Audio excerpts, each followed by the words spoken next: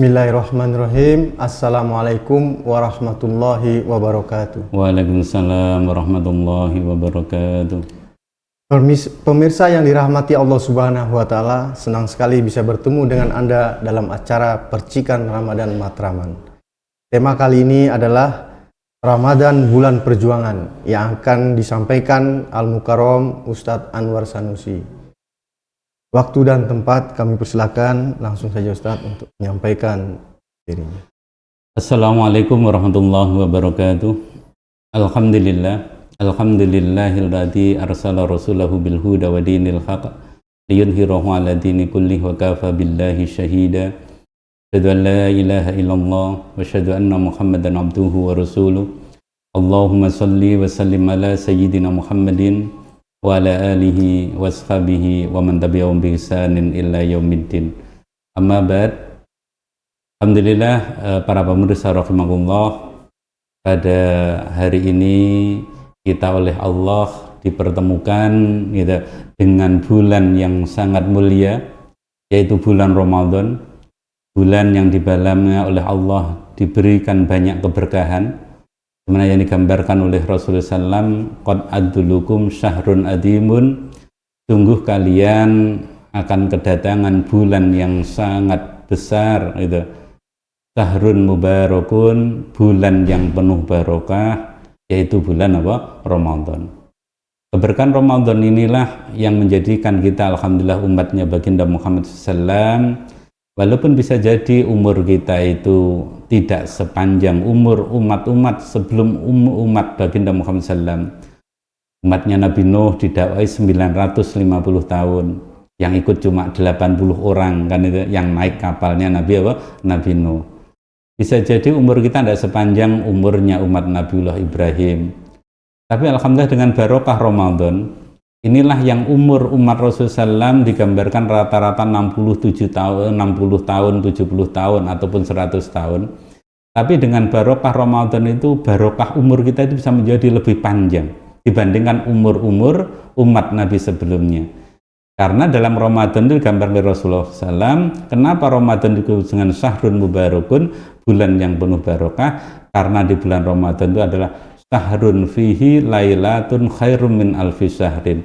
Di bulan Ramadan itu ada satu malam yang lebih baik dari 1000 bulan. Oleh itu para pemirsa rahimakumullah, keutamaan Lailatul Qadar inilah yang harusnya senantiasa kita syukuri dengan datangnya Ramadan. Karena kalau kita beramal satu malam aja di bulan Ramadan, terus di situ adalah malam Lailatul Qadar, maka orang yang sholat isya sekali, sholat maghrib sekali, sholat subuh sekali di malam Lailatul Qadar, itu seperti ibadahnya orang yang sholat isya, sholat subuh, sholat maghrib selama lebih dari 1000 bulan, berarti lebih dari 83 tahun. Inilah bentuk barokah.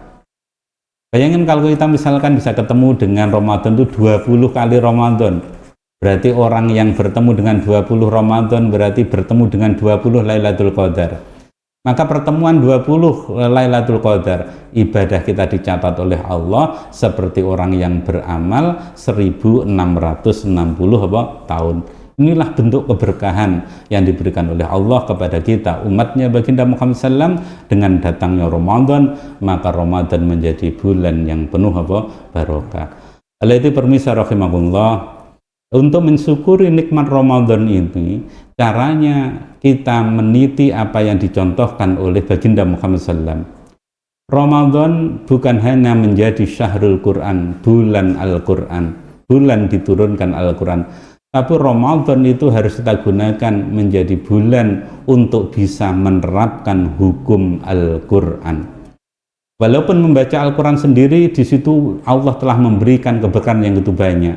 Membaca satu huruf gitu dari Al-Quran dikasih oleh Allah barokahnya 10 kebaikan. Satu huruf itu bukan misalkan satu kalimat alif lam mim, tapi alif satu huruf, lam satu huruf, mim satu huruf. Berarti kalau orang itu membaca alif lam itu berarti diganti Allah dengan 30 kebaikan. Ini menjadi satu pelajaran penting bagi kita.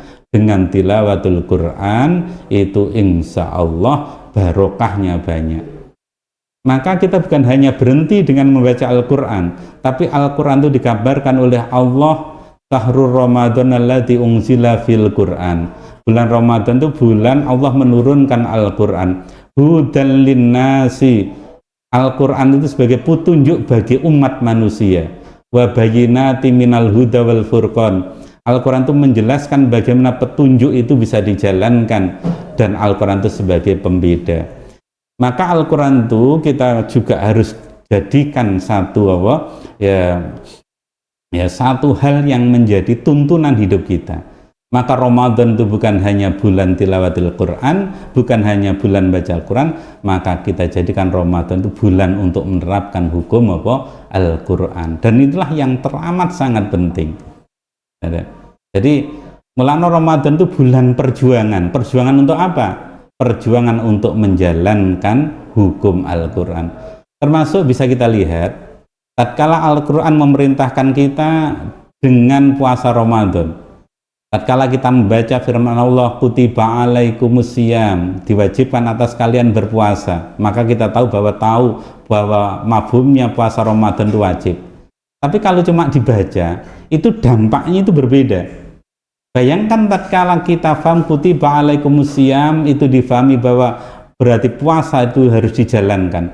Maka dengan bisa kita lihat secara nyata, tatkala umat Islam menjalankan hukum puasa dan dilakukan secara kolektif seluruh umat yang mengaku beriman itu berpuasa, maka dampak dijalankannya hukum puasa, perubahan itu bukan hanya terjadi pada orang yang berpuasa, perubahan itu bukan hanya terjadi di lingkungan orang yang berpuasa, tapi perubahan itu dirasakan di seluruh kondisi umat manusia.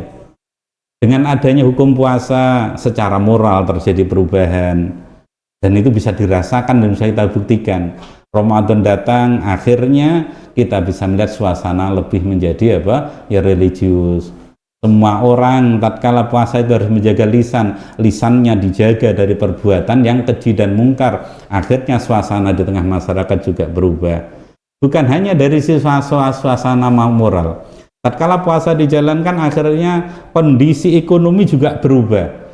Kalau sebelum Ramadan mungkin bisa jadi makan kita lauknya biasa, tapi dengan datangnya Ramadan, buka dan sahurnya berbeda. Lauknya agak ditambah. Ibu-ibu masaknya agak enak. Dengan Ramadan datang, masjid-masjid mengadakan kebiasaan takjil. Dengan adanya kebiasaan takjil, akhirnya kita bisa melihat orang-orang mulai banyak bersedekah. Dengan sedekah akhirnya dibelanjakan untuk takjil, dibelanjakan untuk makmurkan masjid. Akhirnya bisa kita lihat dalam kehidupan Ramadan tadi, masjid menjadi ramai. Untuk meramaikan masjid butuh takjil, akhirnya bisa menggerakkan ekonomi di tengah masyarakat. Makanya adalah satu pelajaran penting. Satu hukum dijalankan oleh Allah, dampaknya bisa merubah seluruh perubahan di tengah kehidupan umat manusia. Maka ini menjadi pelajaran penting bagi kita umat Islam. Ramadan itu adalah bulan kita untuk berjuang menerapkan hukum Al-Quran. Maka di sini para pemirsa rahimakumullah, Rasulullah SAW mengisi Ramadan itu dengan amaliyah yang nyata.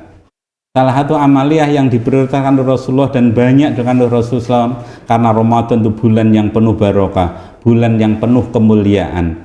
Tatkala Islam diterapkan, maka barokah akan diturunkan oleh Allah dari langit dan bumi. Maka kita bisa melihat Rasulullah SAW memperjuangkan Islam di bulan Ramadan itu melebihi dari perjuangan beliau di bulan-bulan yang lainnya.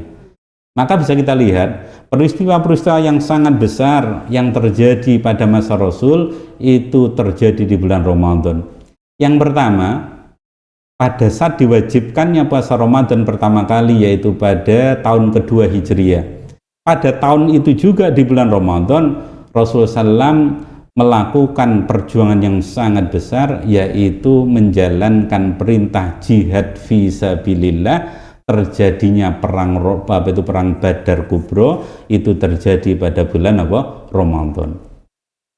Padahal kalau kita lihat puasa sendiri sudah perintah yang berat, tapi Rasulullah SAW menjadikan momentum Ramadan untuk melakukan perintah yang paling utama, yaitu jihad fisabilillah.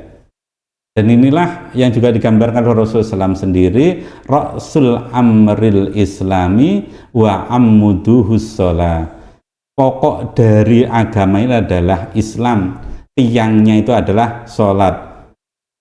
Wadirwatun sanamihil jihad, dan puncaknya ibadah itu adalah apa? Jihad. Maka perintah jihad itu karena ibadah yang paling mulia yang diperintahkan oleh Allah kepada umat baginda Muhammad SAW, Rasulullah menjadikan momentum Ramadan itu untuk menjalankan jihad fisabilillah, dan terjadilah perang pertama yang dipimpin oleh Rasulullah SAW, sehingga terjadi perang Badar, dan dengan perang Badar itulah kita bisa mulai menunjukkan kekuatan kaum muslimin, dan itu terjadi di bulan Ramadan pada saat pertama kali kaum muslimin diwajibkan menjalankan ibadah puasa. Maka perang yang dicontohkan oleh Rasulullah SAW gitu, di perang Badar ini menjadi salah satu momentum tatkala jihad fisabilillah digelurakan oleh Rasulullah SAW. Karena orang itu kalau berjihad fisabilillah, itulah yang menjadi barokahnya, itu dia tidak pernah tersentuh dengan api neraka. Inilah yang digambarkan Rasulullah SAW, la yastami'u hubarun fisabilillahi wa dukhanun jahannam. Tidak akan berkumpul menjadi satu debu di jalan Allah dengan asapnya neraka. Berarti orang-orang yang berjihad fisabilillah itu dimuliakan oleh Allah, dia tidak akan bisa disentuh oleh api neraka. Bahkan dalam satu hadis Rasulullah SAW berkaitan keutamaan jihad fisabilillah, Rasulullah menegaskan, inna abwabal jannati tahta dilali suyufi. Sungguh pintu-pintu surga itu berada di bawah naungan pedang. Karena apa? Kita tahu orang yang dijamin oleh Allah masuk surga tanpa hisab itu adalah orang yang berjihad fisabilillah, terus dia dipanggil oleh Allah meninggal pada saat jihad fisabilillah menjadi seorang syahid, menjadi seorang syuhada, maka dia adalah orang yang nanti pertama kali masuk surga, dan masuk surganya itu bighairi hisab. Maka walaupun perintah jihad itu berat, tatkala Al-Quran juga menggambarkan dalam ayatnya dengan begitu tegas, kutiba alaikumul qital, diwajibkan atas kalian berperang, wa huwa kurhul lakum, dan Allah ngerti bahwa perang itu adalah sesuatu yang kalian benci. Tapi Allah akhirnya menegaskan, wa asa an takrahu syai'a wa huwa khairul lakum. Kadang sesuatu yang kalian benci itu adalah sesuatu yang paling baik bagi kalian. Wa asa an tuhibbu syai'a, dan kadang sesuatu yang kita malah senangi, wa huwa syarrul lakum, itu jelek bagi kita. Sampai Allah mengatakan, wallahu ya'lamu, karena hakikatnya mana yang baik mana yang buruk Allah yang paling mengetahui, wa antum la ta'lamun, dan manusia itu hakikatnya tidak mengetahui. Maka walaupun perang itu ada sebenarnya perintah berat, siapapun mungkin nggak seneng perang, apalagi perangnya dijalankan pada saat bulan Ramadan. Perintah puasa juga harus dijalankan, perintah perang juga harus dijalankan. Karena perang itu adalah salah satu perintah Allah dalam Al-Quran. Karena tadi kalau kita lihat kutiba alaikumusiyam, kita mengatakan bahwa Al-Quran itu puasa itu wajib karena menggunakan kutiba. Dalam ayat yang lain juga Allah menggunakan kata kutiba alaikumul qital, diwajibkan atas kalian untuk berperang. Nah, maka seorang muslim dalam menyikapi perintah Allah, karena sama-sama kutibanya, harusnya kalau puasa dijalankan, maka perang itu juga hukumnya wajib gitu.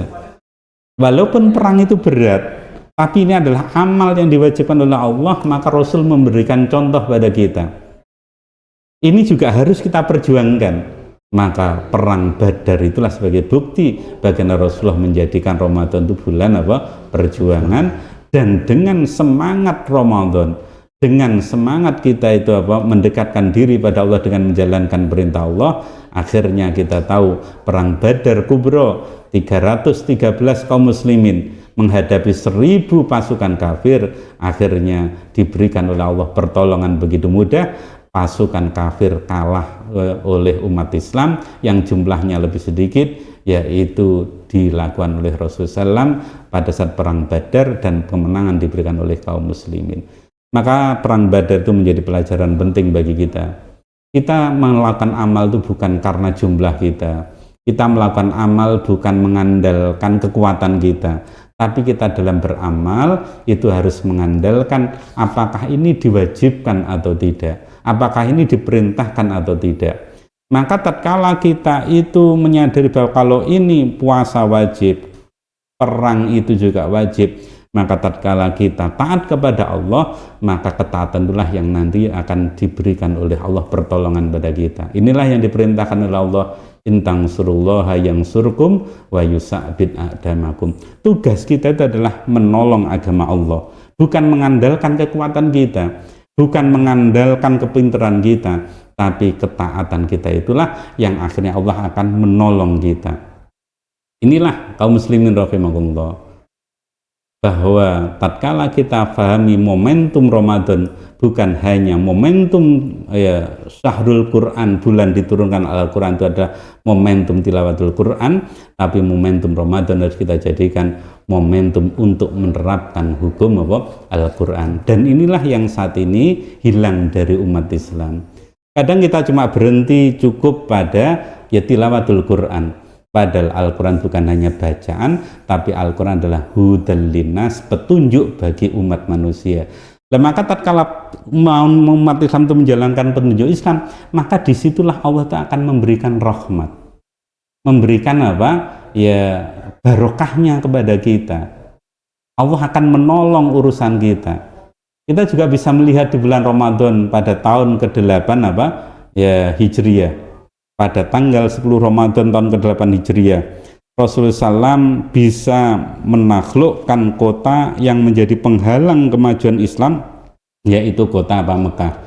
Maka Fathul Mekah, penaklukan kota Mekah, itu juga dilakukan oleh Rasulullah di bulan Ramadan.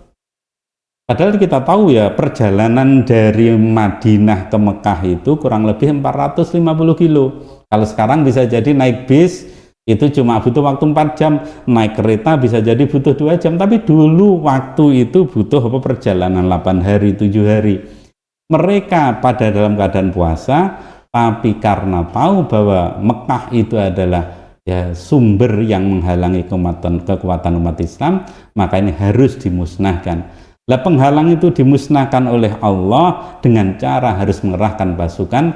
Maka pada tahun ke-8 Hijriyah, pada tanggal 10 Ramadan, Rasulullah SAW berangkat dengan 10.000 orang pasukan kaum muslimin untuk menaklukkan Mekah, dan akhirnya dengan pertolongan Allah Fathul Mekah itu tanpa peperangan. Kota Mekah bisa ditaklukkan tanpa peperangan sedikit pun. Maka inilah satu pelajaran penting, tugas kita itu yang penting menjalankan perintah Allah. Tatkala kita sudah taat kepada Allah, nanti urusan berikutnya itu akan diatur oleh Allah. Dan inilah janji Allah kepada orang-orang yang memiliki sifat takwa. Ramadan itu adalah momentum kita itu menguatkan ketakwaan kita. Karena bagi orang yang bertakwa itu modal yang terbaik itu bukan intelektual kita, modal terbaik bukan harta kita, modal yang terbaik bukan adalah kekuatan kita, tapi modal yang terbaik bagi seorang hamba itu adalah ketakwaan kita. Inilah yang diperintahkan oleh Allah, wa tazawwadu fa inna khairaz zadi taqwa, maka kalian harus berbekal. Dan sebaik-baik bekal itu adalah takwa. Kenapa kok bekalnya itu takwa? Perang itu kan perkara yang berat, butuh modal yang sangat kuat, butuh mobilisasi pasukan yang sangat hebat, butuh harta yang banyak. Tapi yang terpenting dari semua adalah takwa. Karena bagi orang yang bertakwa itu jamin oleh Allah dalam surat At-Tolak, wa may yattaqillaha yaj'al lahu makhraja. Barang siapa bertakwa kepada Allah, pasti Allah akan memberikan jalan keluar. Bahkan orang yang bertakwa itu akan dijadikan oleh Allah dengan janji yang begitu jelas. Urusan sesulit apapun itu jadi mudah. Wa may yattaqillaha yaj'al lahu min amri yusra. Dan barang siapa yang bertakwa kepada Allah, dijadikan urusannya itu menjadi mudah. Maka inilah yang bisa kita ambil dari apa yang dicontohkan oleh Rasulullah SAW. Pada bulan Ramadan tahun kedua Hijriah dilakukan perang Badar. Tahun ke-8 Hijriah dilakukan Fathul Makkah. Maka tatkala Ramadan ini kita jadikan bulan perjuangan, maka disitulah Allah akan banyak menolong umat Islam. Kenapa Allah menolong umat Islam itu pada bulan Ramadan? Karena umat Islam di bulan Ramadan lebih dekat kepada sifat ketakwaannya. Karena dengan takwa itulah yang menjadi bekal terbaik dalam menghadapi seluruh problem kita fid dini wad dunya wal akhirah. Mungkin itu Ustaz Chandra. Terima kasih Ustaz. Pak Sanusi telah menyampaikan dari hari ini. Insya Allah dapat buat kita menjadikan pedoman untuk melaksanakan ibadah puasa. Demikian pemirsa, pemaparan materi oleh Ustadz Anwar Sanusi berkaitan dengan Ramadan bulan perjuangan. Pemirsa, mari kita melaksanakan puasa di bulan perjuangan ini dengan hati yang bersih dan jiwa yang kuat, dengan memperbanyak amal, kebaikan dan meningkatkan iman dan takwa kita. Semoga kita semua dapat menjadi pejuang yang sejati dan meraih kemenangan di bulan Ramadan ini. Jika Anda merasa materi ini bermanfaat, silakan like, subscribe, dan bagikan agar lebih banyak orang mengenal dan melaksanakan apa yang sudah disampaikan oleh Ustadz kita. Demikian, wassalamualaikum warahmatullahi wabarakatuh.